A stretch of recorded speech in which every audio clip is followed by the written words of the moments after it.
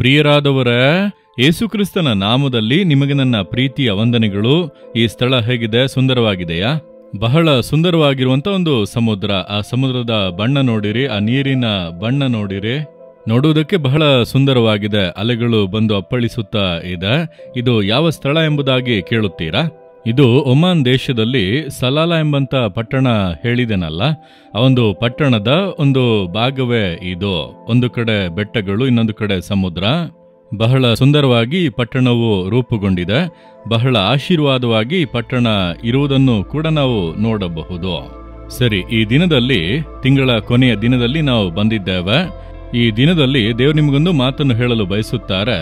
ಏನು ಅಂದರೆ, ಯಾಜಕ ಕಾಂಡ 26ನೇ ಅಧ್ಯಾಯ ಅದರ 5ನೇ ವಾಕ್ಯದಲ್ಲಿ ದೇವರು ಹೇಳುವಂತ ಮಾತು ಏನೆಂದರೆ, ನೀವು ಸಮೃದ್ಧಿಯಾಗಿ ಊಟ ಮಾಡುವಿರಿ, ನಿಮ್ಮ ದೇಶದಲ್ಲಿ ನಿರ್ಭಯವಾಗಿ ವಾಸ ಮಾಡುವಿರಿ.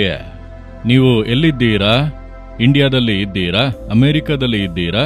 ಶ್ರೀಲಂಕಾದಲ್ಲಿ, ಸಿಂಗಪೂರ್ನಲ್ಲಿ, ಮಲೇಷಿಯಾದಲ್ಲಿ, ಆಸ್ಟ್ರೇಲಿಯಾದಲ್ಲಿ, ನ್ಯೂಜಿಲೆಂಡ್ನಲ್ಲಿ, ಕೆನಡಾದಲ್ಲಿ, ಯುರೋಪ್ ದೇಶಗಳಲ್ಲಿ, ಅಥವಾ ಆಫ್ರಿಕಾ ದೇಶಗಳಲ್ಲಿ, ಚೀನಾದಲ್ಲಿ, ರಷ್ಯಾದಲ್ಲಿ, ಯಾವ ದೇಶದಲ್ಲಿ ಇದ್ದೀರಿ? ನೀವು ಯಾವ ದೇಶದಲ್ಲಿ ಇದ್ದೀರೋ ಆ ದೇಶದಲ್ಲಿ ನಿರ್ಭಯವಾಗಿ ವಾಸಿಸುವಿರಿ ಎಂಬುದಾಗಿ ದೇವರು ಹೇಳುತ್ತಾರೆ. ನೀವು ಯಾವ ದೇಶದಲ್ಲಿ ಇದ್ದರೂ ನಿಮ್ಮನ್ನು ಆಶೀರ್ವದಿಸಿ ಸಮೃದ್ಧಿಯಾಗಿ ಬಾಳುವಂತೆ ಮಾಡುವುದು ಕರ್ತನೇ. ಆ ದೇಶದಲ್ಲಿ ಕರ್ತನೇ ನಿಮ್ಮನ್ನು ವಾಸಿಸುವಂತೆ ಮಾಡಿದ್ದಾನೆ, ಅಥವಾ ನಿಮ್ಮನ್ನು ಆ ದೇಶಕ್ಕೆ ಕರೆದುಕೊಂಡು ಹೋಗಿ ಒಂದು ಕೆಲಸವನ್ನು ಕೊಟ್ಟು ವಾಸಿಸುವಂತೆ ಮಾಡಿದ್ದಾನೆ. ನೀವು ಯಾವ ದೇಶದಲ್ಲಿ ಇದ್ದೀರೋ ಆ ದೇಶ ಕರ್ತನಿಂದಲೇ ಆದದ್ದು. ಆ ದೇಶವನ್ನು ನೀವು ಪ್ರೀತಿಸಬೇಕು, ಆ ದೇಶಕ್ಕಾಗಿ ಪ್ರಾರ್ಥನೆ ಮಾಡಬೇಕು, ಆ ದೇಶದ ಮೇಲುಗಳಿಗಾಗಿ ದೇವರ ಮುಂದೆ ಭಿನ್ನಯಿಸಿ ಪ್ರಾರ್ಥಿಸಬೇಕು. ಆ ರೀತಿ ನೀವು ಆ ದೇಶವನ್ನು ಪ್ರೀತಿಸಿ ಅದಕ್ಕಾಗಿ ಪ್ರಾರ್ಥನೆ ಮಾಡಿದರೆ ಆ ದೇಶದಲ್ಲಿ ಯಾವುದೇ ಮೇಲುಗಳು ಕಡಿಮೆ ಆಗದಂತೆ ದೇವರು ನಿಮ್ಮನ್ನು ಆಶೀರ್ವದಿಸುವರು.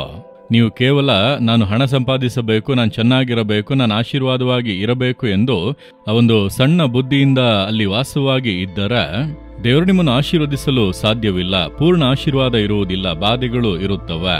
ಹಾಗಾದ್ರೆ ನೀವು ವಾಸವಾಗಿರುವಂತಹ ದೇಶವನ್ನು ಪ್ರೀತಿಸಿ ಅದಕ್ಕಾಗಿ ಪ್ರಾರ್ಥಿಸುವಾಗ ಆ ದೇಶ ನಿಮ್ಮಿಂದ ಆಶೀರ್ವದಿಸಲ್ಪಡುತ್ತದೆ. ನೀವು ಆ ದೇಶದಲ್ಲಿ ಸುಖವಾಗಿ ವಾಸಿಸುವಿರಿ. ನಿಮ್ಮ ಕೆಲಸ ಭದ್ರವಾಗಿ ಇರುತ್ತದೆ, ನಿಮ್ಮ ಉದ್ಯಮ ಆಶೀರ್ವದಿಸಲ್ಪಡುತ್ತದೆ, ನಿಮ್ಮ ಆದಾಯ ಹೆಚ್ಚುತ್ತದೆ, ನಿಮಗೆ ಆರೋಗ್ಯವು ಸಮೃದ್ಧಿಯೂ ಉಂಟಾಗುತ್ತದೆ.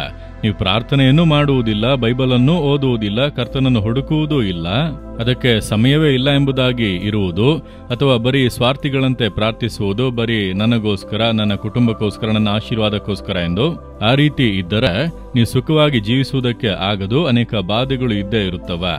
ಆದ್ದರಿಂದ ಇಂದು ದೇವರ ವಾಕ್ಯದ ಮುಂದೆ ನಿಮ್ಮನ್ನು ಅರ್ಪಿಸಿ, ನಾನಿರುವಂತ ಈ ದೇಶವನ್ನು ನಾನು ಪ್ರೀತಿಸುತ್ತೇನೆ ದೇವರೇ, ಇದಕ್ಕಾಗಿ ನಾನು ಪ್ರಾರ್ಥಿಸುತ್ತೇನೆ ದೇವರೇ ಎಂಬುದಾಗಿ ನಂಬಿಗಸ್ತತೆಯಿಂದ ಪ್ರಾರ್ಥಿಸಿರಿ.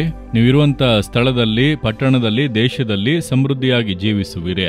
ಹಾಗಾದರೆ ಪ್ರಾರ್ಥಿಸುವಿರಾ? ಪ್ರಾರ್ಥನೆ ಮಾಡಿರಿ. ದೇವರೇ, ನಾನು ಬಾಳುವಂತೆ ನೀವು ನನ್ನನ್ನು ನೆಲೆಗೊಳಿಸಿರುವಂತ ಈ ದೇಶವನ್ನು ನಾನು ಪ್ರೀತಿಸುತ್ತೇನೆ.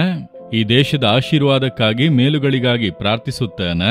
ಈ ದೇಶದಲ್ಲಿರುವಂತ ಎಲ್ಲರೂ ರಕ್ಷಣೆ ಹೊಂದಬೇಕು, ಸತ್ಯವನ್ನು ತಿಳಿಯಬೇಕು, ಅದಕ್ಕಾಗಿ ನಾನು ಪ್ರಾರ್ಥಿಸುತ್ತೇನೆ. ಪಾಪ ಶಾಪಗಳಿಂದ ಬಿಡುಗಡೆ ಹೊಂದಿ ಆಶೀರ್ವಾದವಾಗಿ ಇರಬೇಕು ಎಂದು ನಾನು ಪ್ರಾರ್ಥಿಸುತ್ತೇನೆ. ಈ ದೇಶದಲ್ಲಿ ನನ್ನನ್ನು, ನಮ್ಮನ್ನು ಸುಖವಾಗಿ ಬಾಳುವಂತೆ ಮಾಡುವಂತ ದೇವರಿಗೆ ಸ್ತೋತ್ರ. ಎಲ್ಲ ಕಷ್ಟ, ಸಮಸ್ಯೆ, ತಡೆಗಳನ್ನು ನೀಗಿಸಿ ಆಶೀರ್ವದಿಸುವಂತ ದೇವರಿಗೆ ಸ್ತೋತ್ರ.